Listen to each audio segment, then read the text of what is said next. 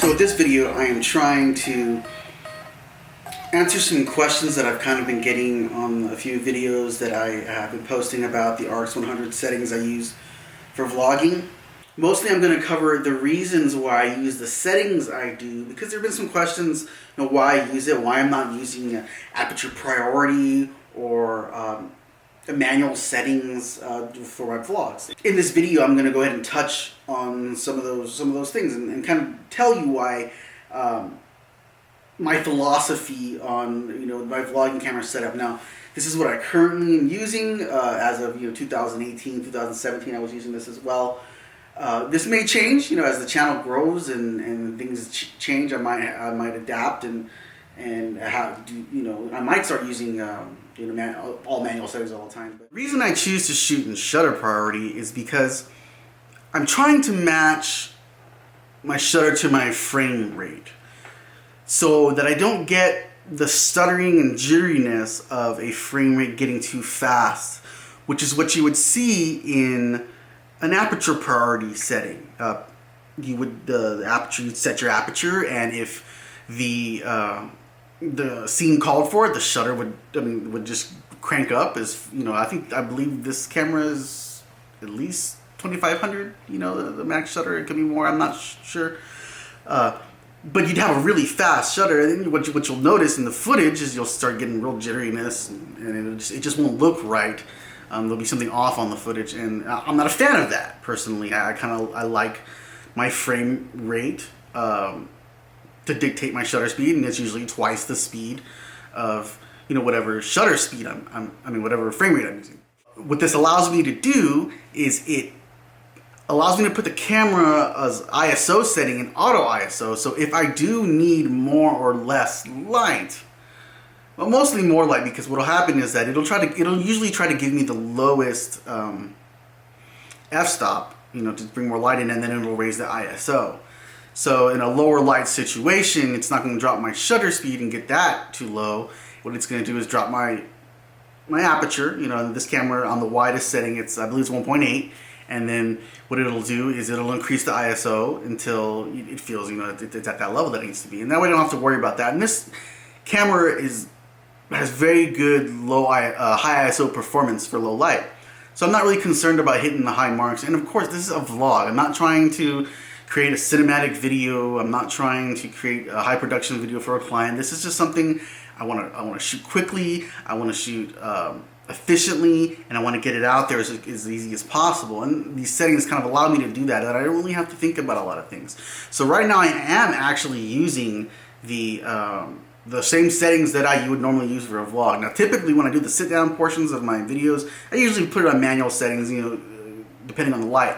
But I just wanted to kind of let you see what I use them for, why I use it in a vlog situation. Right now the camera's controlling everything for me. So you might ask, what happens when it is too bright outside and you can't go below 100 ISO? Well, then what happens is that my aperture increases, right? Your aperture is going to increase on the shutter priority. So as the aperture increases, your depth of field is diminished a bit. You're not going to have the depth of field. Now, this is a point and shoot camera, so the depth of field isn't huge, but it does have a 1-inch sensor, so it's more than most point and shoot cameras, and definitely more than a cell phone camera. So you are going to see a little bit of depth. You're going to have a little bit of bokeh in there, but when you get to the higher apertures, that's going to go away, and that doesn't really concern me so much. I'm just trying to get content out there. I'm trying to get you information, and as quickly and again, I said, as easily as possible for me. What I do kind of use to combat that a little bit and to maybe get the lowest aperture that I could possibly have is that this particular camera, again, this is one of the reasons why I picked this camera, it has a built-in ND filter, and I have it programmed to one of my back buttons. It's a trash can button, I believe. And if it's in a high, there's a lot of light in the situation, like I'm outdoors, I just throw that ND filter on, and it'll give me the lowest possible aperture. And by putting this the ND filter on and getting that lowest possible aperture, what that does is I've seen it go from an f8 to like a 3.2 and or lower, 2.8, and that'll really change what's going on in the video. So It definitely does help. It helps the ND filter. So if your camera does have an ND filter and you like the settings I use and you're into the quickly the quickness and the ease of use of just having these programmed settings and just let the camera take over for you, if you're into that, then definitely use that ND filter, because it will help you if you want that shallow depth of field still and you're still trying to get that. Another reason why I use automatic settings and not manual settings is because I'd like to be able to hand this camera to someone who doesn't know what they're doing and film me and my family. It's been on occasion we're out and I don't have a crew with me. I'm not one of these big time vloggers. I don't have someone who's filming me all the time. I need to rely on the kindness of strangers, right? So I need to be able just to set it and just keep me in the frame, you know, and then that'll take care of most of the video. It also compensates for the changing light in a situation outdoors. There's a lot of benefits to it that you don't get with the manual settings. And like I said, I'm not trying to do a big on production. Where I would typically be in manual, if I'm actually producing something that's, you know, it's for a commercial purpose or for a client or something, yeah, I'm going to be in manual settings.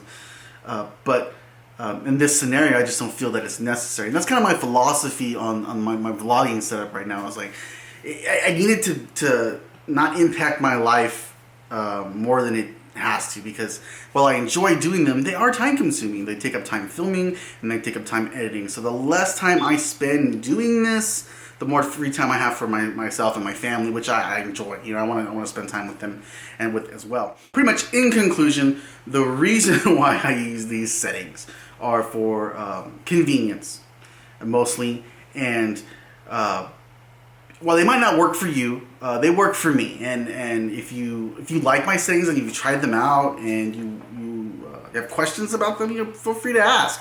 That's what we're here for. I'd like to hear. Maybe I'm wrong. Maybe there's just something better that I could be using that's even more efficient. And if you have that solution, I'd like to hear it. You know, let me know in the comments.